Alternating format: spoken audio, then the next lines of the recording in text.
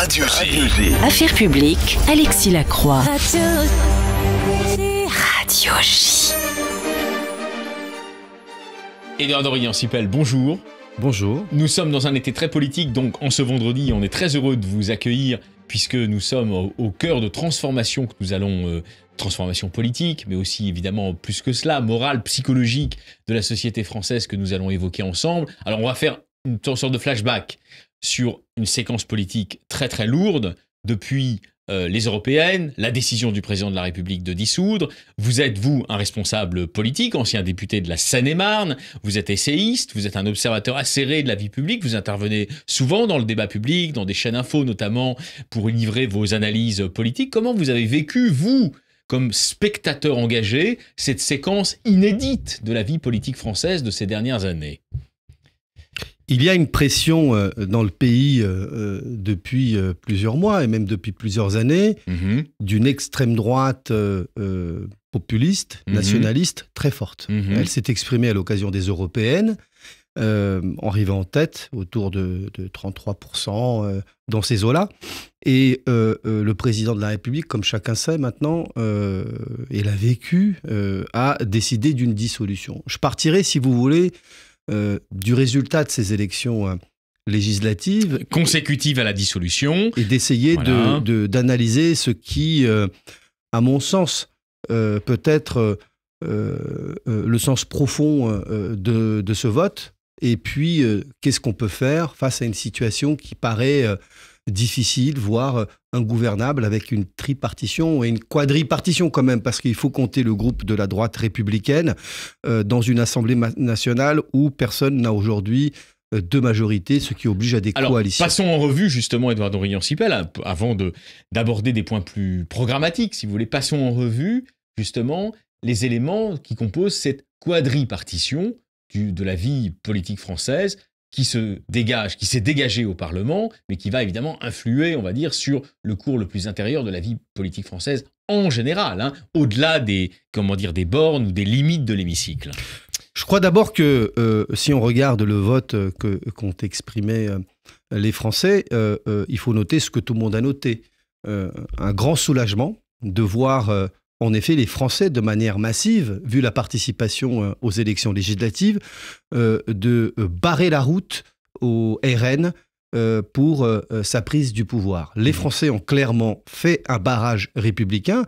Vous êtes un homme de gauche, on ne se ment pas. Ça vous a surpris, au fond, la force... Ça m'a rassuré. Non, la force aussi de ce barrage. Ça m'a rassuré parce que tout le monde sentait que ce front républicain avait du plomb dans l'aile. En tout cas, il y avait toute une pression dans le discours général politico-médiatique sur ça ne marche plus.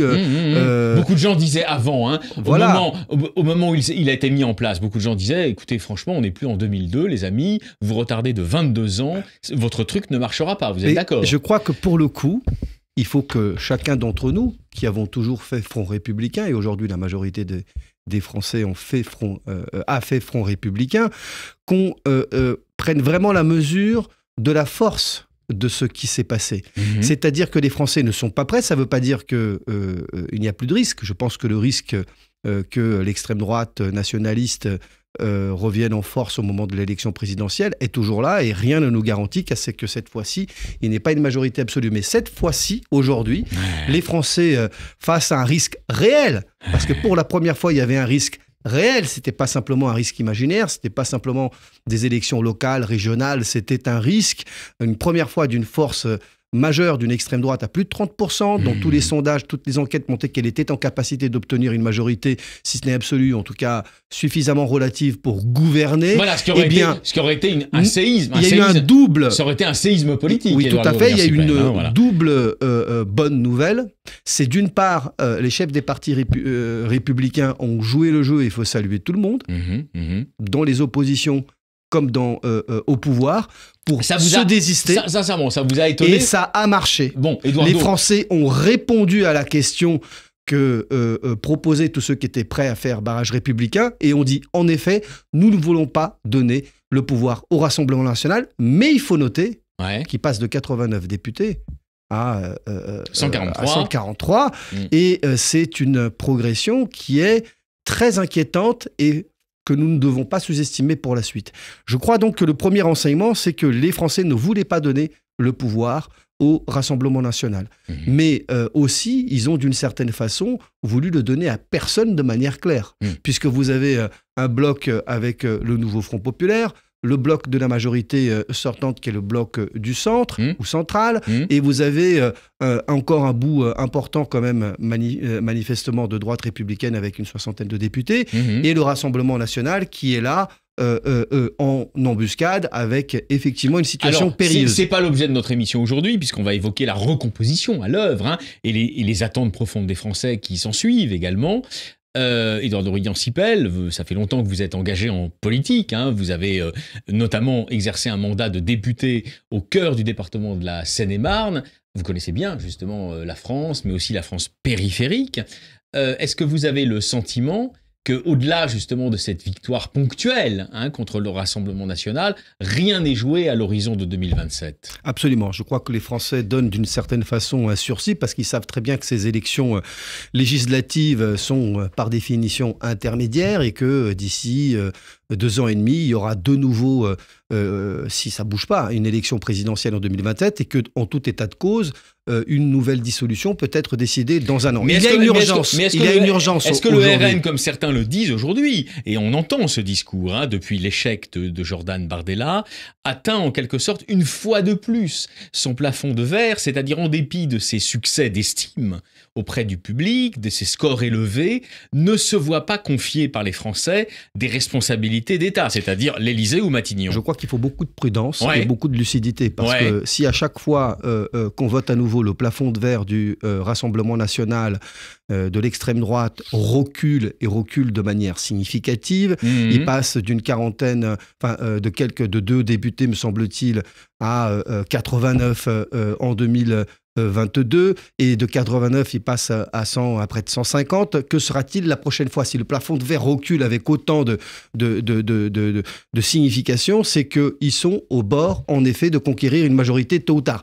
Ça demande donc une responsabilité de la part de ce qui doit être fait maintenant, parce qu'il y a une situation d'urgence pour l'année qui vient avant une prochaine dissolution du moins, c'est d'avoir un gouvernement qui gouverne et qui tienne un minimum la route, alors que il n'y a personne qui peut prétendre avoir une majorité seul. Ça suppose des compromis, ça suppose une coalition.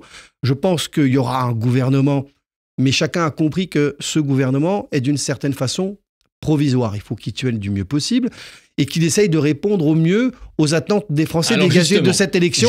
Et je voudrais vous dire, selon moi, quel est le sens, à mon avis, de ce vote. Parce qu'il y a quelque chose qui rassemble, à mon avis, là, ce vote qui a été un petit peu coupé en 3 ou quasiment 4 morceaux à l'occasion de ces élections législatives. C'est passionnant de vous avoir ce matin sur Radio J. Je rappelle que vous êtes ancien député de Seine-et-Marne, mais vous êtes aussi un observateur engagé de la vie publique. Vous êtes un homme politique, hein, en même temps qu'un intellectuel engagé.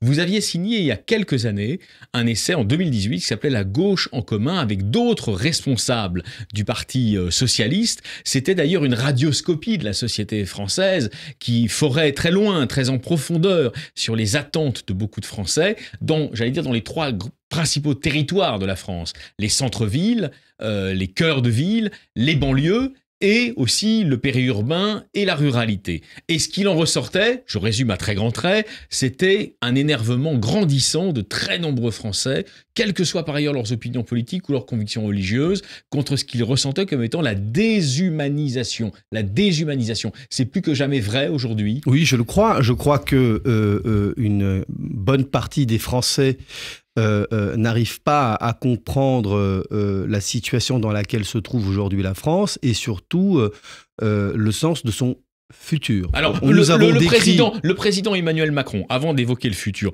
il a été rejeté par beaucoup de Français, à tort ou à raison, peu importe. Hein, là, on essaie de comprendre les motivations des acteurs. Parce qu'il est associé par eux, par elle et par eux, au néolibéralisme le plus effréné. Peut-être, mais moi je ne le qualifierais pas de néolibéralisme. Il y a une part conséquente de libéralisme, et notamment économique, très fort dans la politique qui a été menée bien sûr par Emmanuel Macron depuis 2017. Mais je pense que ce serait un petit peu réducteur que de le limiter à ça. Mais en tout cas, c'est la marque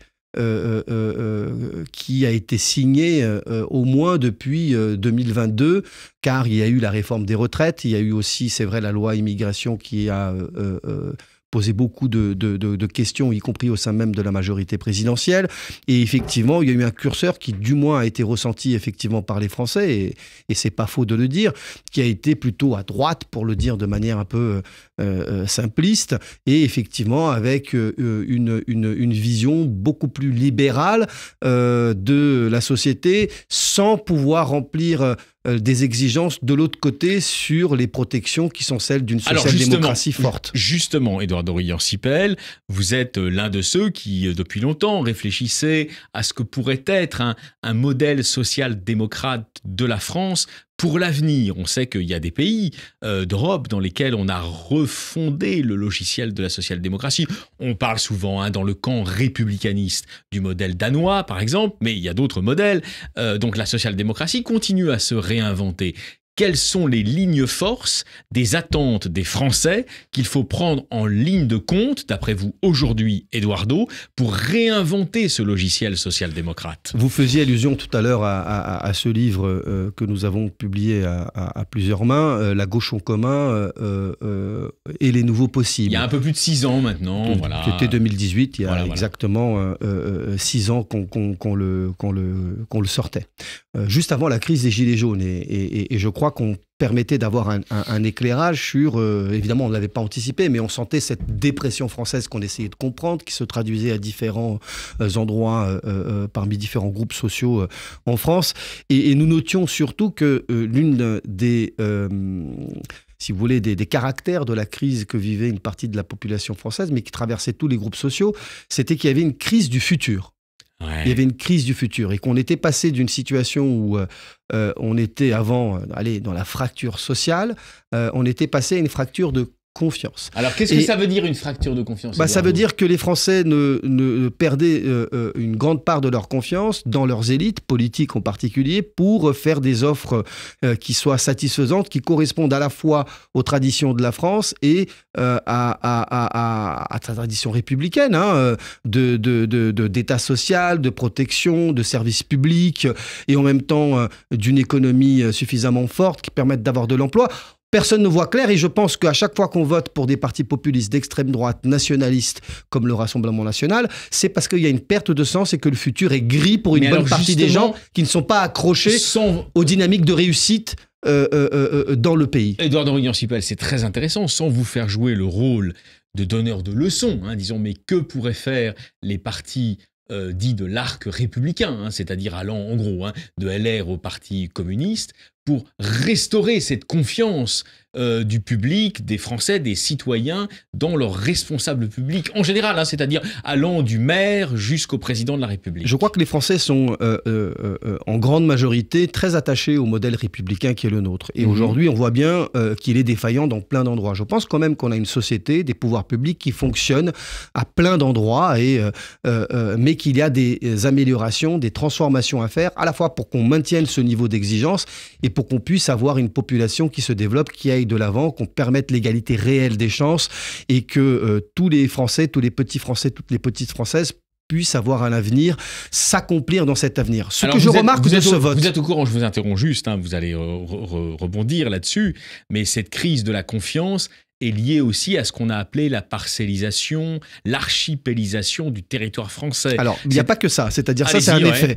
Je crois que ce qui se ressent et qui se traduit dans la géographie sociale et donc électorale de notre pays, il y a des territoires qui vont très bien, des territoires qui vont beaucoup moins bien. Et en réalité, ce que nous identifions dès la publication de La gauche en commun, c'est qu'il y a une crise du progrès, pas du progressisme. Il y a une crise du progrès lui-même. Qu'est-ce que ça veut dire, le progrès ? Qui en a accès et on voyait bien que le progrès n'était pas suffisamment partagé. Il était devenu un progrès puissance et que seule une partie de la population, celle qui pouvait faire des études, celle qui était accrochée aux dynamiques d'attractivité de la mondialisation, des territoires où il y avait beaucoup d'investissements, de services publics, de dynamiques de toutes sortes, ça marche. Mais il y a des territoires qui sont délaissés. La crise du progrès, c'est ce sentiment où le progrès, il n'est pas pour tous, il n'est que pour quelques-uns. 2, on ne sait pas où mène ce progrès avec toutes les révolutions technologiques qui font peur. Autrement dit, il y a des changements, des mutations dans la société qui peuvent faire peur aux gens et qui font que les gens ont peur du progrès et refusent justement d'aller vers des transformations qui risquent de briser le monde auquel ils étaient habitués parce qu'ils ne voient pas la place qui est la leur dans ce monde de progrès qui ne semble pas fait pour eux et d'aller uniquement pour quelques-uns. Alors la gauche en particulier et tous ceux qui sont des progressistes dans son pays et des républicains doivent méditer aujourd'hui comment rendre ce progrès mieux partagé. Alors, comment rendre ce progrès sans céder à ce qui peut être une dévastation de notre modèle social français, notamment lié aux tendances et aux tentations fortes que porte, comme vous le citiez tout à l'heure, un nouveau néolibéralisme qui nous demanderait de diminuer un certain nombre de protections qui permettaient de maintenir la plupart des Français dans une dynamique positive. C'est ça qu'il faut méditer aujourd'hui. Vous n'êtes pas sans savoir que le bilan de l'exécutif sortant, c'est-à-dire notamment celui du ministre de l'économie Bruno Le Maire, c'est une augmentation faramineuse de la dette française. Comment conciliez-vous une sorte de contrôle absolument nécessaire et indispensable de l'endettement des comptes publics français avec la préservation de ce modèle social français? Je vais vous dire les choses de manière assez simple parce que je voudrais quand même revenir au sens du vote des Français parce que ça permet y compris de trouver, je dirais, des majorités intellectuelles, si vous me permettez, pour trouver des propositions. Ce que le président de la République appelait les majorités d'idées. Je crois que tout le monde peut prétendre aux majorités d'idées, et c'est quand même à partir d'idées qui doivent aboutir à des propositions, donc des politiques concrètes, qu'on peut essayer de répondre aux gens. Qu'est-ce qui permet de rassembler une majorité des Français, les 3/4 me semble-t-il, dans ce vote au moins tripartite, issu des élections législatives? On a l'impression que tout le monde est en désaccord, qu'il y a 3 blocs qui ne peuvent pas se rejoindre. Je pense que c'est faux. Je pense que c'est avoir une illusion d'optique que de procéder par le résultat du vote. Moi, je vois une question majeure, 3 questions majeures, à mon avis, qui sortent de ce vote, qui me permettraient tout de suite au nouveau gouvernement qui viendrait d'essayer d'y répondre. Je pense que le sens premier de ce vote, c'est d'abord une immense demande de justice. Justice en termes de répartition des richesses, de pouvoir d'achat, de réussite et d'égalité des chances. Je pense qu'il y a une véritable demande de justice chez la majeure partie des électeurs qui ont voté à gauche, chez la majeure partie des électeurs qui ont voté au centre et chez la majeure partie des électeurs qui ont voté, y compris Rassemblement National. Parce que beaucoup des électeurs ne sont pas des fascistes, des extrémistes, des populistes ou des nationalistes. Il y en a, ça doit être sans doute et sans aucun doute le noyau dur de ce parti d'extrême droite. Mais je pense que beaucoup partent à l'extrême droite dans des moments où précisément ils sentent que les choses ne vont pas dans le sens de la justice. Alors on va évoquer après l'équilibre. Ça c'est un premier point. On va évoquer après l'équilibre entre les territoires. Le deuxième point. Attendez, on va évoquer après la question de l'équilibre entre les territoires. Édouard Dorian-Sipel, c'est passionnant de vous avoir ce matin. Mais si on entre un peu plus dans le détail, rétablir de la justice, qu'est-ce que ça veut dire concrètement pour l'exécutif qui va se mettre en place? Je pense que c'est très simple et je pense que le prochain gouvernement, quel qu'il soit d'ailleurs, peut faire des propositions très claires. Il y a d'abord une demande de justice qui s'est exprimée. Ensuite, mais c'est un peu lié, et nous le disions dès notre analyse de la gauche en commun et des nouveaux possibles, il y a une demande, une exigence même d'avoir des vies dignes. Il y a beaucoup de Français qui ne vivent plus dans la dignité. C'est pas acceptable dans la République.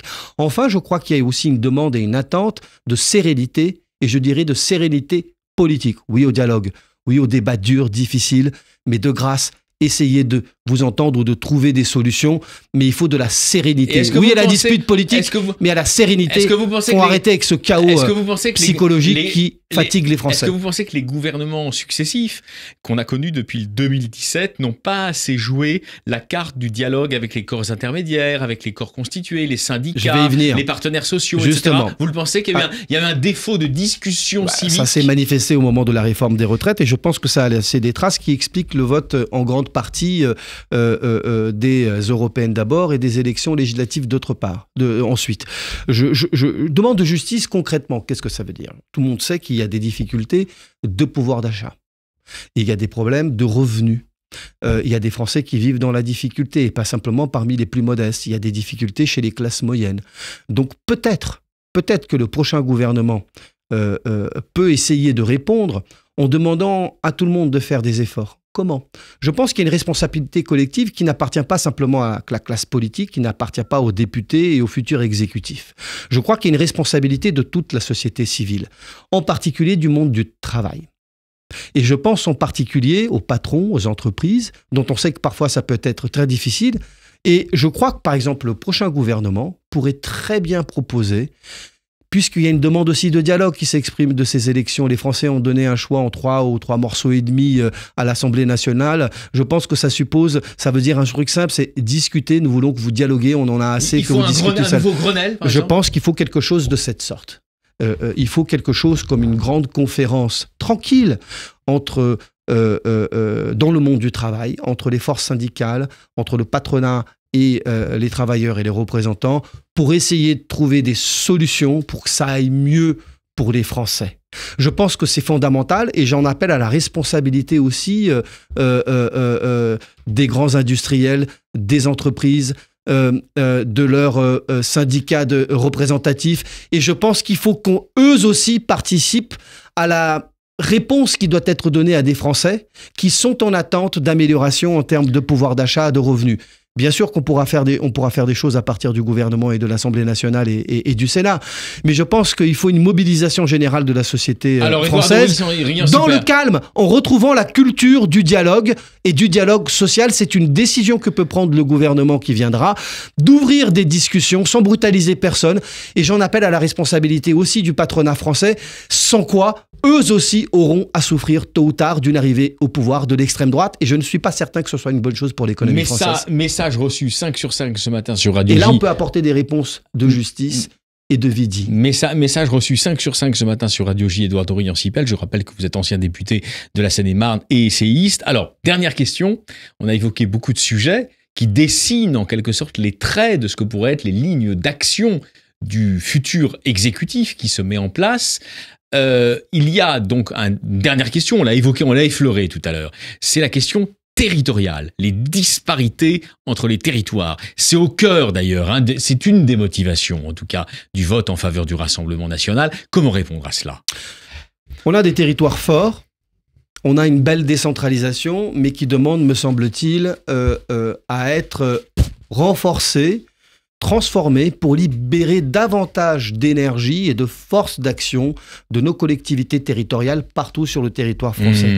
Et nous avons besoin aussi de réfléchir à une réforme territoriale qui permette aussi de mieux inclure les territoires qui ont été délaissés pour de multiples raisons, désindustrialisation, non-connexion aux zones de développement liées à l'attractivité économique, etc. Moi, je crois qu'il y a aussi une demande fondamentale qui est ressortie des élections et à laquelle on doit répondre avec beaucoup de sérénité, mais il faut s'y mettre de manière sérieuse, c'est la question démocratique. Ouais. On a besoin de plus de démocratie. Et tout le monde a ce mot à la bouche, nouvelle démocratie, 6e République, etc. Je suis pour qu'on aborde les choses dans le calme. Oui, sans doute, faudra réformer nos institutions tôt ou tard, mais à plusieurs niveaux. Il faut clarifier un certain nombre de choses, je crois, entre le pouvoir exécutif et le pouvoir législatif. Il faut renforcer sans doute les moyens du Parlement et sans aucun doute même, parce que c'est trop déséquilibré, notamment quand on a une majorité absolue entre l'exécutif et le Parlement. Il faut davantage créer des conditions institutionnelles pour favoriser le dialogue politique et parlementaire entre exécutif et législateur. C'est ce qu'attendent les Français. Plus de démocratie, plus de fluidité. Et c'est aussi valable à l'échelle des territoires. Il faut une meilleure répartition. Je suis favorable à un grand acte de la décentralisation qui répartisse mieux les tâches entre l'État, le pouvoir de l'État et le pouvoir des collectivités territoriales.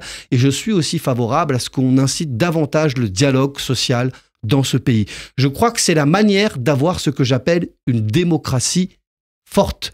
Une démocratie forte dans un moment géopolitique où nous avons une transformation du monde aussi, avec des pays qui ne partagent pas les mêmes valeurs que celles des pays européens, qui sont des démocraties, qui sont des pays des droits de l'homme, de liberté, des États de droit.